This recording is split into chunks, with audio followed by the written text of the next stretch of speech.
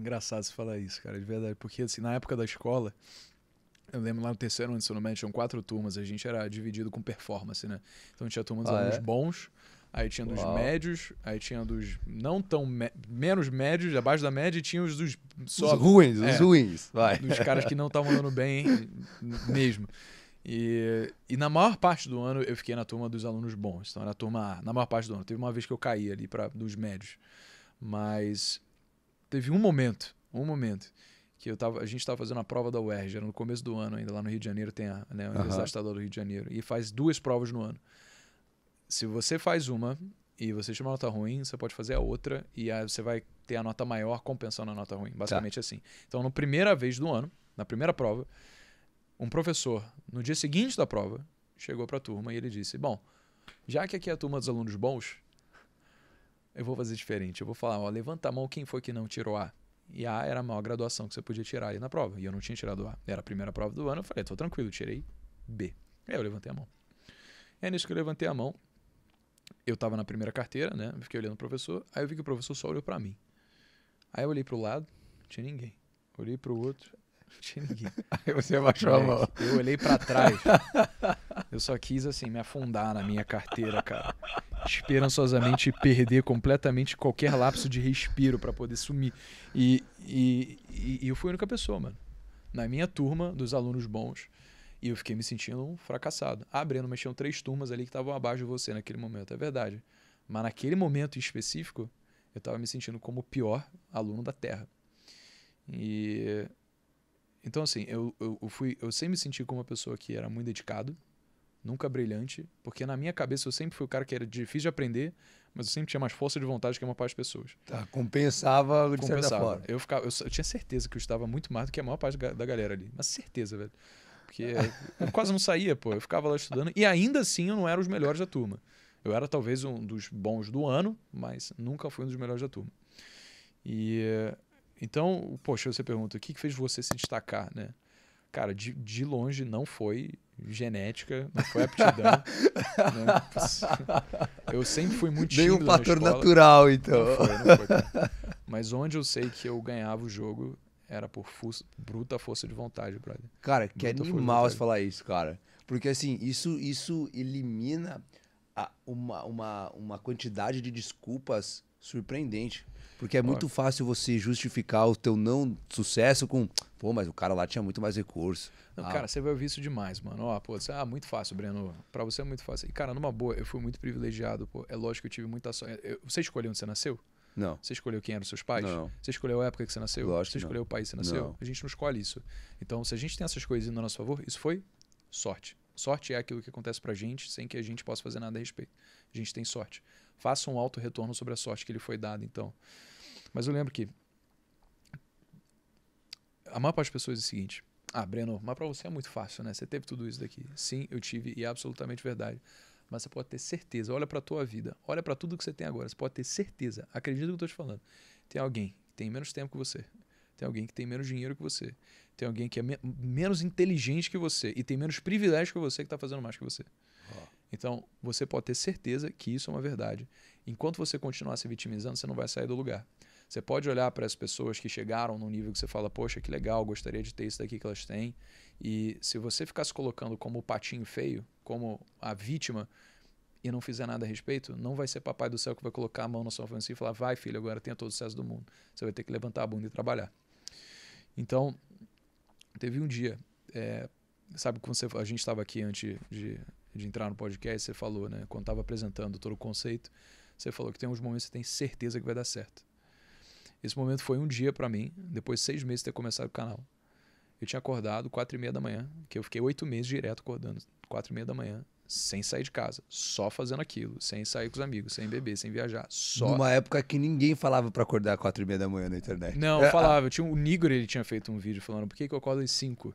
E aí eu falei, então eu vou acordar 4h30 porque esse cara tá muito na minha frente, eu tenho que compensar a diferença. Tá, entendi. Então foi intuitivo, então. Foi, E aí eu falei, eu vou acordar 4h30 da manhã, porque eu não quero que a minha mãe chegue em casa e ela não concordar com o que eu tava fazendo, acho que eu tô ali só vagabundeando. E a minha rotina era, acordava, tomava café da manhã, descia pra ir pra academia do prédio, né? Tinha um condomínio lá, o condomínio eu passava pra um espaço que tinha uns outros prédios até chegar na academia. E eu me lembro 6 meses depois, mais ou menos, ter começado, eu peguei o elevador. Eu desci. Fui passar por essa área de vão dos prédios que eu conseguia ver, onde todos os outros prédios ali em Caminho da Academia. E não tinha nenhuma luz acesa. Nenhuma. Isso era umas 5 e pouco da manhã. Naquele momento, sabe quando você fica arrepiado? Naquele momento você olha para aquilo, eu parei, mano. E eu fiquei olhando para aquilo e falei, caralho, eu já consegui. Eu não posso ter um centavo aqui, mano. Eu não posso ter absolutamente nenhuma garantia, além da minha força de vontade, vai dar certo. Mas eu sei que vai dar certo porque não tem ninguém que está disposto a fazer isso daqui que eu tô fazendo. Uau.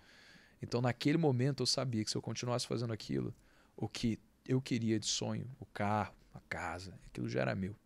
Eu já tinha aquilo por direito, mano, porque eu tava dando conta do trabalho. Cara, mais realidade que isso não tem, né, cara? Porque eu acho que o grande desafio, e é uma das coisas que a gente se cobra muito pra manter aqui, é que hoje na internet, e você por estar muito mais tempo do que eu, você vai entender o que eu tô te falando, é que tem muita teoria bonita, cara.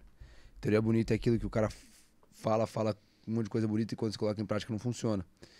E a gente é muito averso a isso. Mas quando você vem e você fala uma coisa dessa, cara, isso é a realidade, cara. Isso é a vida. No final das contas, na vida real, ganha quem se esforça mais, quem trabalha mais, quem se dedica mais, quem aprende mais rápido, quem coloca mais esforço. Isso é vida real, cara. Nenhuma das outras 100 pessoas que passaram por aqui falaram qualquer coisa diferente disso, do tipo, não, cara, eu treinei muito menos que os outros, mas eu ganhei. Irmão, ninguém falou isso. E eu esperei o dia que alguém fosse falar, porque aí quebraria tudo aquilo que a gente acredita de esforço, de ter que se dedicar, de ter que trabalhar mais que o outro. Mas no final de tudo é isso. O cara vem e fala, cara, acordava mais cedo, trabalhei mais que o outro, estudei mais, treinei mais, competi mais, queria mais. No final de tudo é isso. É, 100%, cara. E aí reforça mais uma vez do tipo assim, cara, qual é o lance? O que tá impedindo você de transformar esse potencial que você tem em potência? E você falou um negócio muito legal, que eu acho que também... Potencial é potência. Bacana isso aí, cara. Você curtiu? Legal, gostei. Eu vou até aproveitar, Você é um então cara eu vou de te falar, frases porque eu aí. amo te falar, eu amo falar isso, cara. É. Você sabe qual que é o conceito de potencial? Conceito de potencial é um talento ou então algo que você tem intrínseco a si que ainda não foi realizado. Muito, muito bom, assim. Nas minhas palavras, na definição que a gente tem é a capacidade que algo tem de vir a existir, mas ainda não existe. Tá bom. Ou seja, barra de metal. Ela tem um potencial para se tornar uma ferramenta, mas ainda não é. Uhum. O conceito de potência é a capacidade que um corpo tem de realizar um trabalho num curto intervalo de tempo. Por isso que os carros mais potentes são os carros que pegam de 0 a 100 em menos tempo. Uhum. Então eles têm uma potência muito grande. A ferramenta, ela é uma potência, porque ela tem a capacidade de realizar um trabalho, ou seja, o machado tem a capacidade de cortar uma árvore num curto intervalo de tempo. Uhum. O transformar esse potencial em potência, ou seja, em resultado efetivo, tem um processo no meio. Esse processo é o forjamento.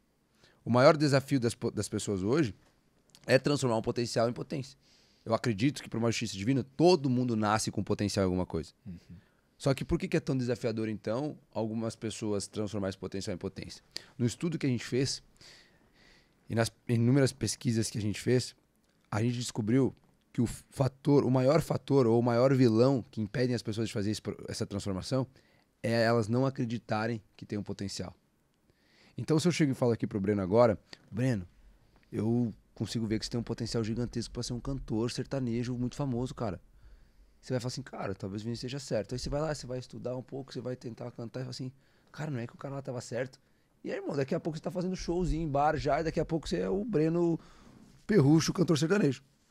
Se você chega num shopping, irmão, você chega num atendente do supermercado, no segurança do shopping, olha pro cara e fala assim, irmão, eu vejo aqui que tem um potencial gigantesco para ser um astro da NBA. Cara, o segurança, ele vai passar um rádio pro outro segurança e vai falar, cara, vem me ajudar a tirar um cara aqui que tem um cara maluco na minha frente. Porque o cara vem de uma realidade onde ele acreditar que tem um potencial, que ele pode ser algo acima da média, é uma bizarrice do tamanho do planeta. Sim, ele tem uma trava mental mesmo, né? Sacou? Mas faz parte, pô. Olha que Todos louco. nós já tivemos isso em algum momento. Exatamente. Então você imagina, cara, que a etapa mais desafiadora do processo é você acreditar que tem um potencial. É. Só de você acreditar que você tem um potencial e você pode ter um resultado maior, já te deixa à frente de muita gente. É verdade. Irmão, olha que loucura isso. Não é nada técnico, não é nada natural, não é nada intrínseco, não é nada que você precisa desenvolver. É, por isso que é uma crença, cara. É fé. Da mesma forma como você acredita em Deus, você acredita em você. Porque o ser humano, há 70 mil anos atrás, aconteceu um negócio que foi sem precedente. Aconteceu uma mutação genética.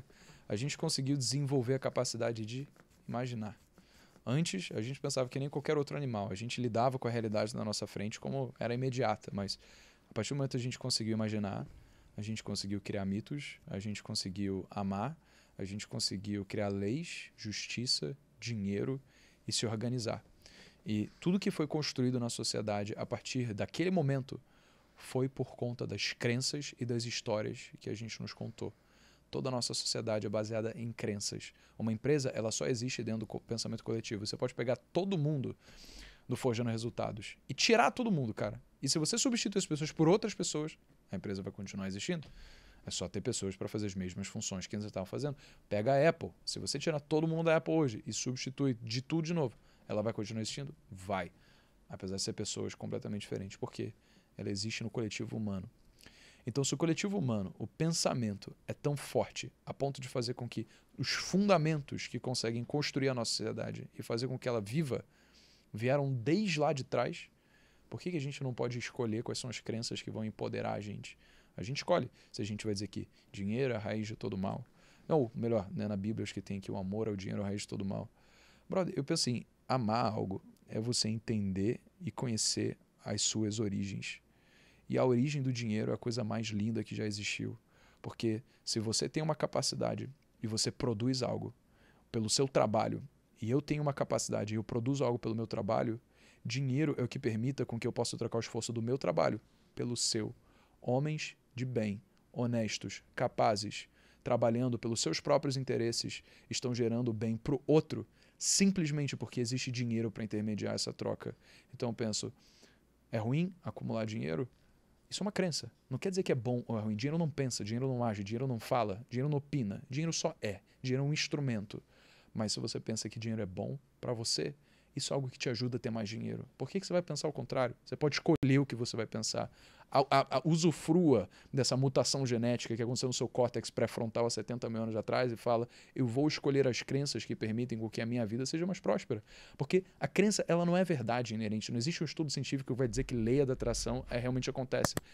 Mas todo mundo fala que se você pensar que acontece, acontece. Então, putz, por que você, eu vou... você vai ser do contra, né, velho? Então... E, de novo, eu sou muito cético com isso, mas na minha vida foi essa a verdade. Mas provavelmente provavelmente não, com certeza, você não pensava assim, você não pensou assim a vida inteira. Lógico, não. Com certeza teve algumas mudanças. Pública, meu pai é engenheiro de SEDAI. Que crença que você teve que, não sei se destruir a palavra certa, vamos dizer que crença você teve que mudar para você conseguir chegar hoje, assim, nesse estado mental atual? Você pau, cara, você falou, foi a primeira de acreditar que se consegue. Porque você também teve desafio para isso? Demais. De acreditar em você? Demais. Não, é porque num primeiro momento eu nem sabia que existia a possibilidade de eu conseguir ganhar dinheiro. Para mim existia um limite, que é, nossa, se eu me dedicar muito, muito, eu vou conseguir ter um salário de 30 mil reais por mês. Né? Como? Com juiz de direito. Minha mãe falava que ia ser juiz de direito quando era. Achava, juiz de direito eu vou ganhar isso. Talvez como médico eu consiga ganhar isso daí. Na minha faculdade, engenharia, era o que todo mundo queria. Eu trabalhava para Petrobras ou para Ambev. Era uma ou outra, cara. Só tinha esse caminho. E então você vivendo naquela realidade, você fica cego a outras possibilidades de fato. Porque tá todo mundo fazendo isso, trabalhando na Ambev, na Petrobras. Então, a minha mãe, ela ganhava um salário de 8 mil reais por mês por aí, né, quando ela estava trabalhando. Agora ela está aposentada. Meu pai talvez ganhasse um pouco mais do que isso, mas não muito mais também. Então, eu nunca tive nem referência, nem exemplo, nem incentivo para pensar mais do que isso. Talvez eu pudesse pensar que eu podia ser um pouquinho melhor do que meus pais, mas não... Chegar a 20, 15. Isso já era demais. Eu quase cometi uma cagada quando eu comecei o YouTube também, que eu estava ganhando mais ou menos uns 6 mil reais por mês, que era quase o que minha mãe já ganhava.